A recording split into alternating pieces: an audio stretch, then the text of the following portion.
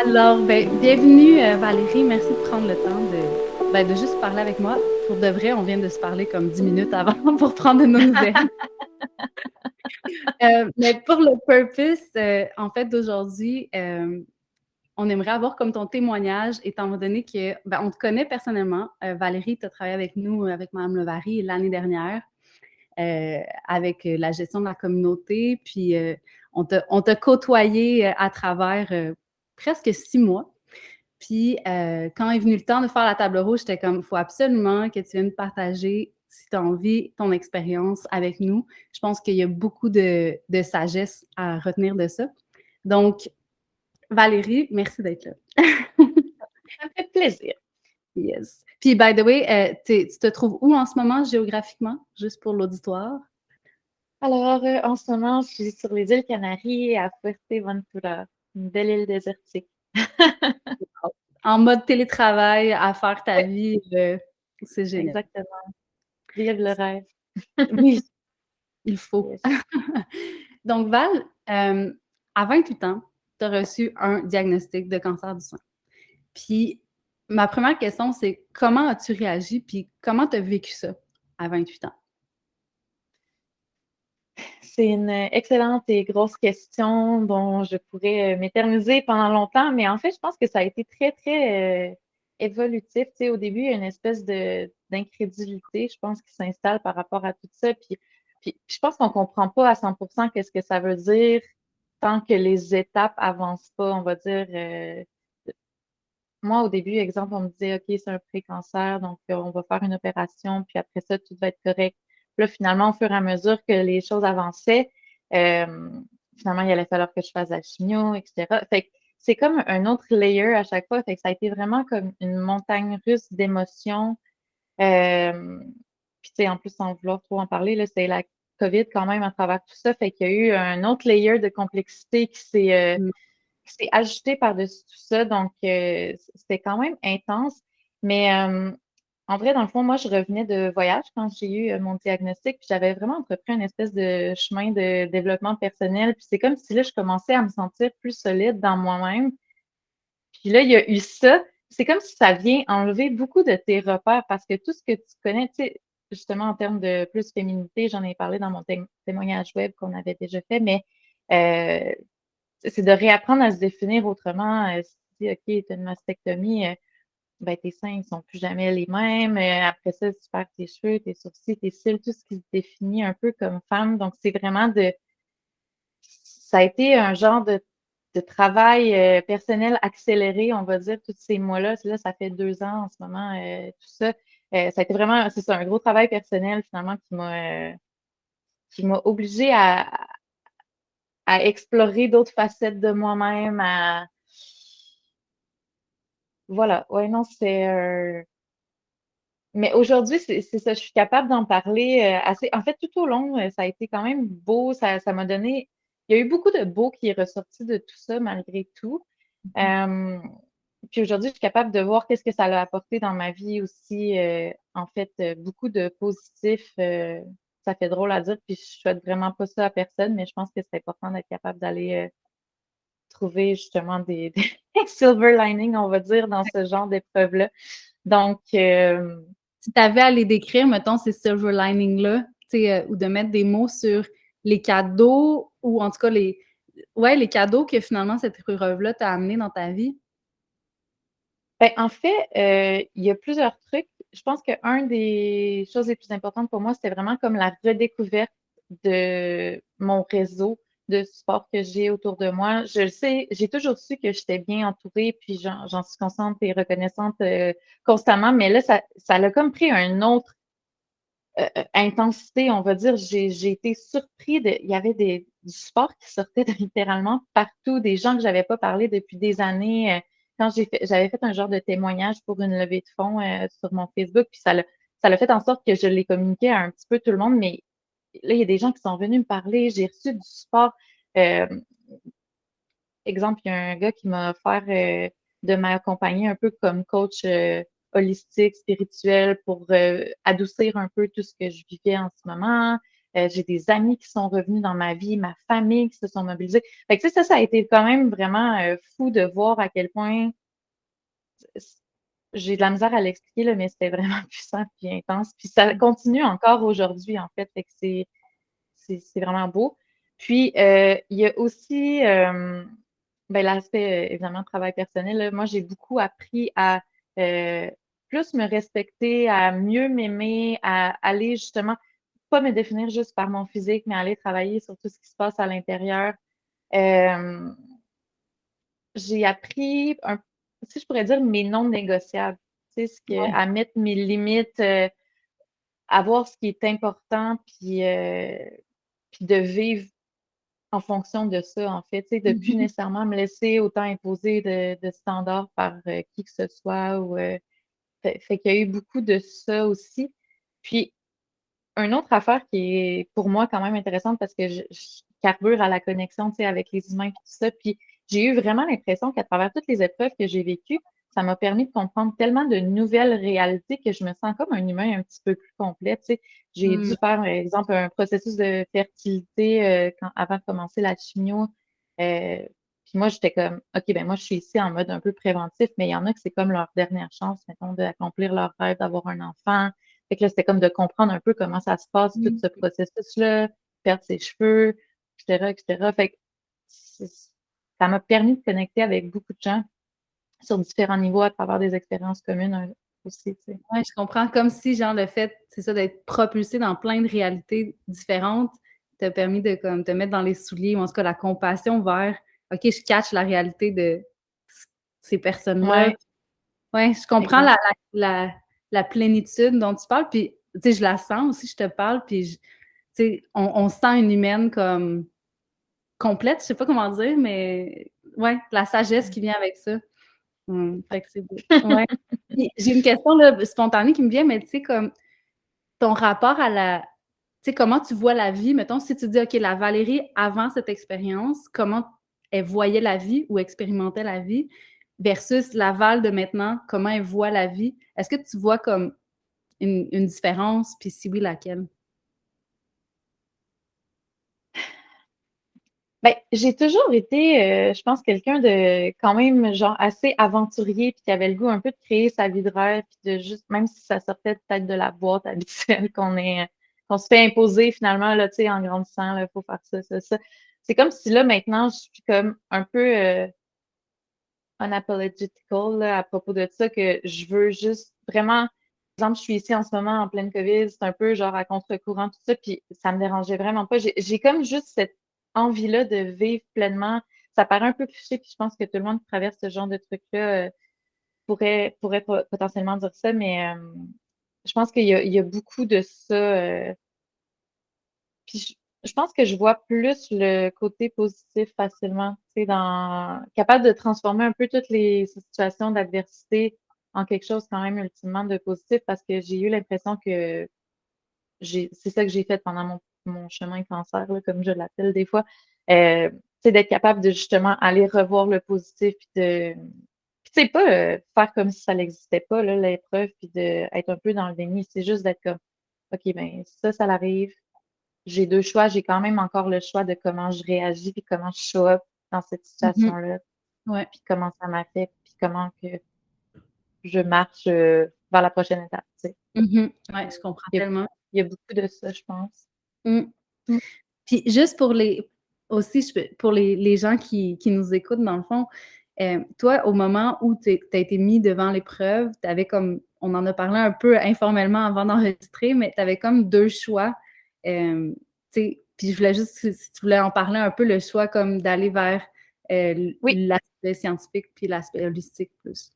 ouais, absolument. Ben, pour moi, c'était vraiment un. Ben, surtout, je revenais d'Inde, là. Tu sais, quand j'ai eu mon diagnostic, quand on dirait que j'étais d'autant plus disposée à penser, à croire que j'ai un pouvoir, dans le fond, sur comment mon corps va réagir à tout ça, puis qu'il y a des solutions alternatives qui s'offrent, tu sais, qui n'est pas nécessairement juste la chimiothérapie. Puis en fait, c'est quelque chose qui est malheureusement pas nécessairement très exploré là, dans tout ce processus-là parce que c'est très médical, puis les gens, les spécialistes, ils vont avec ce qu'ils connaissent aussi, mais il y a des chemins alternatifs qui existent, puis qui peuvent être soit complètement ton chemin ou un genre de complémentarité entre les deux. Puis je pense que moi, je n'étais pas à l'aise d'aller seulement avec le côté scientifique parce que tu sais, c'est tellement une grosse épreuve pour ton corps. Puis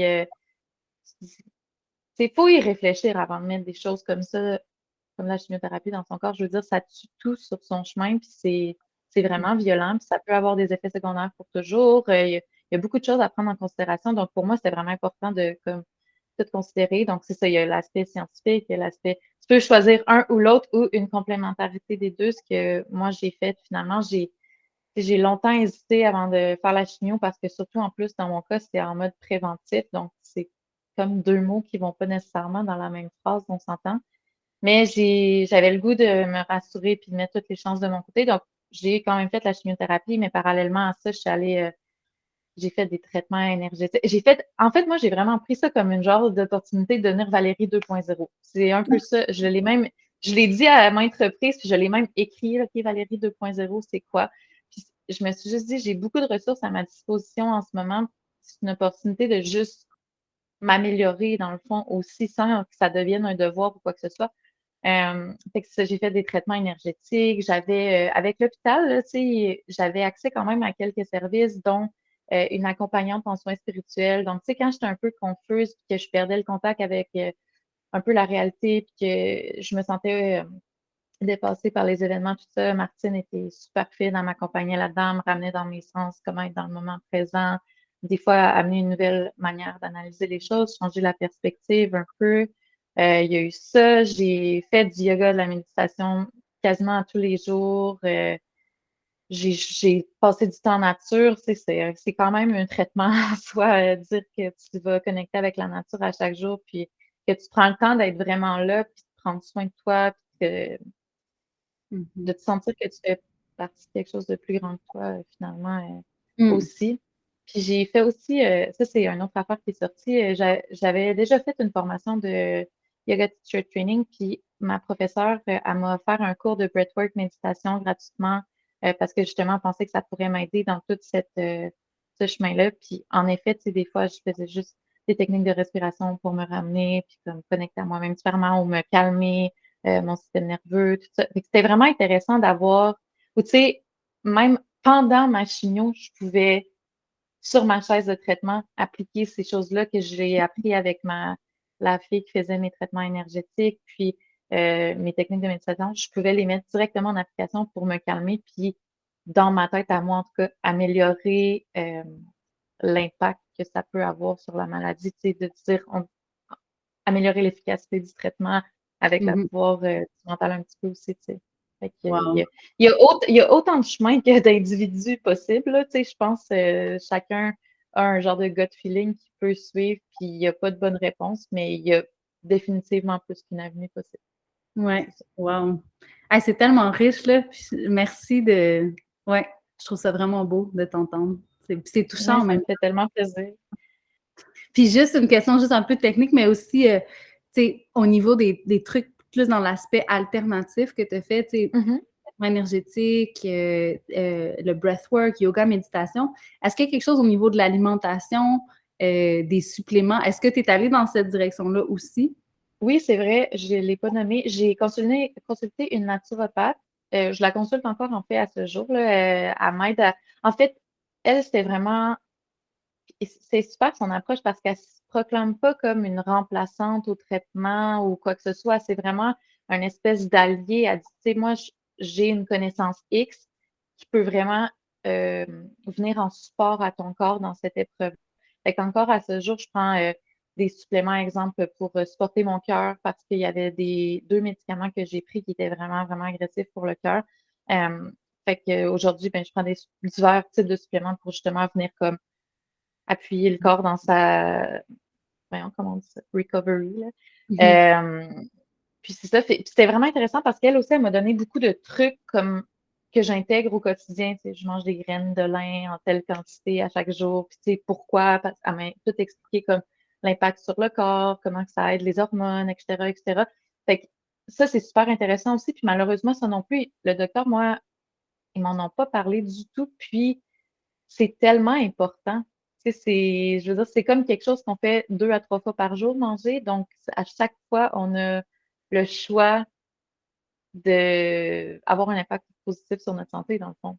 Mhm. Puis c'est plein de petites connaissances que tu peux appliquer, excuse-moi, pendant, après, tu sais, en prévention tu peux le partager avec ton entourage en plus. Puis, non, c'est super, super intéressant. Puis j'apprends encore à tous les jours, je lis un petit peu sur ce genre de choses-là. Encore récemment, j'ai appris des nouvelles choses, exemple, des infusions que tu peux boire pour supporter ton immunité. Il y a vraiment beaucoup de manières que la nature peut c'est se venir en appui dans toute cette épreuve-là. Fait que c'est important de ne pas l'oublier.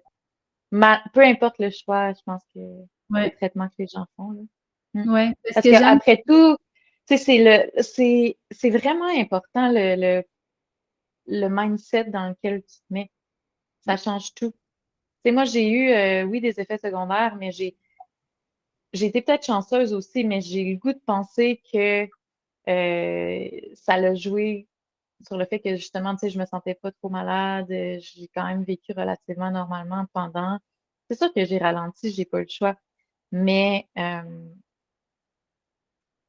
mon moral était vraiment au rendez-vous tout le long. Puis je pense vraiment que ça a été. Ben, pour pas dire que c'était rose à tous les jours. J'ai eu des journées que je pleurais puis que j'étais déprimée, puis etc. Mais overall, c'était assez positif. Puis je pense que ça change tout, mhm. vraiment. Mm. Wow. C'est- Ouais. Puis, comment est la Valérie 2.0 aujourd'hui? Si tu avais à nous dire une phrase sur comment tu te sens en ce moment.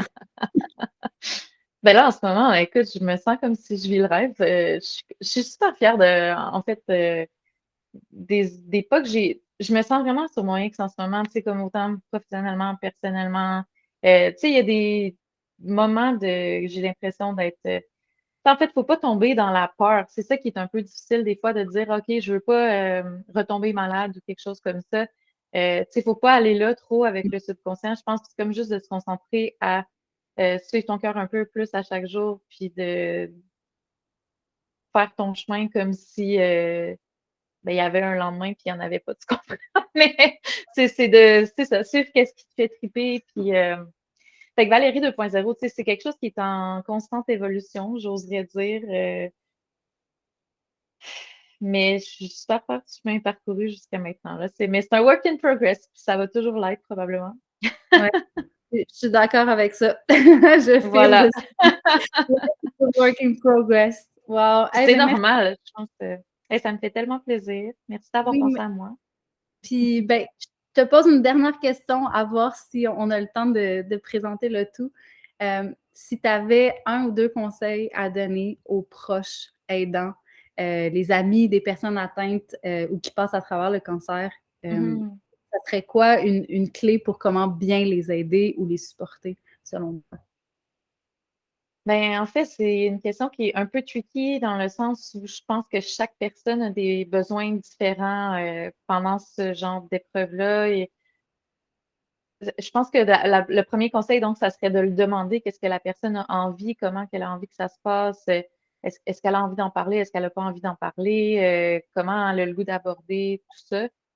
Pour moi, euh, une des choses que j'avais trouvé un peu difficile, c'est que souvent les gens vont beaucoup te parler de ça tout le temps. Moi, je suis super à l'aise d'en parler, puis je fais pas comme si ça n'existait pas. D'ailleurs, je pense que c'est important de pas agir comme ça parce que tu te prives d'un support qui pourrait être vraiment nourrissant, mais la personne devient pas sa maladie non plus. Il y a un équilibre à garder, je pense, entre les deux, où quand on voit que la personne, elle essaie de vivre normalement, puis d'avancer malgré tout ça, tu sais, de pas en parler tout le temps puis de pas traiter, c'est ça. C'est comme, as-tu peur de être malade? Es-tu 100% guéri? Blablabla. Tu sais, il y a tellement plus que ça, en fait. Tu sais, Mhm. comment tu te sens en ce moment? Peut-être d'aller un petit peu plus loin. Ouais. De pas juste focuser sur ça, mais plutôt de comme traiter la personne dans son ensemble, de tout ce que ça. Exactement. Puis, je pense qu'un dernier conseil, ça serait peut-être de aider la personne à cultiver un état d'esprit positif, tu sais, sans dire que tu es comme, ah oui, tout va bien aller. Tu sais, on comprend là, que c'est difficile puis c'est correct, mais tu sais, les petites choses qui font du bien, Mm. de juste continuer à les faire, tu sais, laisser place à l'émotion. Des fois, c'est laisser place à l'émotion. Des fois, c'est une petite sortie ou, tu sais, de justement offrir, de changer de mood pour un instant, puis de sortir de Mhm. ça. Puis, euh, mais vraiment, je pense que c'est propre à chacun, puis qu'il faut valider avec la personne aussi, que ça dépend comment ils vivent ça, tu sais. Mhm. Tout à fait. Wow! Hey, Val, je suis vraiment contente que tu aies pris le temps avec nous aujourd'hui, avec moi, mais dans le futur avec nous. Ça me fait Euh, vraiment plaisir. ouais, puis j'invite ceux qui veulent aller voir le témoignage que Val avait fait. On va mettre le lien dans le chat aussi, le témoignage écrit qui avait été super beau, qu'elle nous a fait en octobre dernier. Donc, voilà. Est-ce que tu as un mot de la fin ou un truc que tu aimerais partager pour finir? Mot de la fin. The famous last word of the interview. Ben, sérieusement, je pense que qu'est-ce que je pourrais dire, c'est à tous ceux qui connaissent quelqu'un qui traverse ça ou qui traverse ça eux-mêmes, euh, c'est tellement beaucoup quand tu es dedans, puis tu as l'impression que tu es dans un engrenage sans fin, puis que tu pourras pas t'en sortir. Mais il y a une vie après tout ça, puis pour moi, est d'autant plus satisfaisante, puis enrichissante quand tu es capable de voir le positif qui ressort de tout ça. Tu sais, il y a un après. C'est Ah, quand même important. amen. Merci Val. De rien.